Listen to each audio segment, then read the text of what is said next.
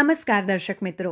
ગુજરાત લો society સંચાલિત એચએ college of commerce દ્વારા આપણા રાષ્ટ્રગીત વંદે માતરમને 150 વર્ષ પૂર્ણ થયા છે. આ પ્રસંગે કોલેજના પ્રિન્સિપાલ સંજય વકીલે કહ્યું હતું કે બંકિમચંદ્ર ચટ્ટોપાધ્યાય દ્વારા લિખિત આ ગીત સ્વતંત્રતા સંગ્રામ સમયે શક્તિશાળી સૂત્ર બન્યું હતું. સાહિત્ય ક્ષેત્રના નોબેલ પ્રાઇઝ વિજેતા રવિન્દ્રનાથ ટાગોરે આ ગીતની પ્રશંસા કરી હતી.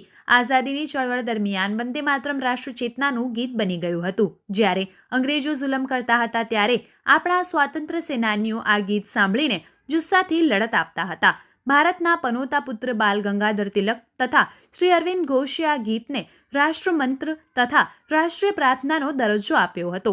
મહાત્મા ગાંધીએ પણ વંદે માતરમ ગીતને રાષ્ટ્રીય ગીત તરીકે અપનાવ્યું હતું. આ ગીતના રચયિતા બંકિમચંદ્રે તેમની નવલકથા આનંદ મઠમાં આ ગીત પ્રસ્તુત કર્યું હતું. તેમનો ઉદ્દેશ આપણા 1857માં પ્રથમ સ્વાતંત્ર્ય સંગ્રામમાં સાધુ સંતોએ આપેલા યોગદાનને દર્શાવવાનો હતો. આ ગીત રાષ્ટ્રપ્રેમ, રાષ્ટ્રચેતના તથા રાષ્ટ્રભક્તિને ઉજાગર કરે છે. આ કાર્યક્રમમાં અંતે કોલેજના વિદ્યાર્થીઓ તથા સ્ટાફ દ્વારા શપથ લીધા હતા કે હું મારી માતૃભૂમિ ભારતને હૃદયપૂર્વક નમન કરી દેશની એકતા, અખંડતા તથા સમૃદ્ધિ માટે પ્રયત્નશીલ રહીશ. કોલેજના ઘણી મોટી સંખ્યાના વિદ્યાર્થીઓએ ભાગ લીધો હતો.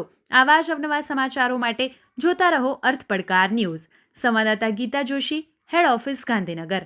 જોતા રહો અર્થ પડકાર ન્યૂઝ અને અમારી ચેનલને લાઇક, શેર ને સબસ્ક્રાઇબ કરવાનું ભૂલશો નહીં.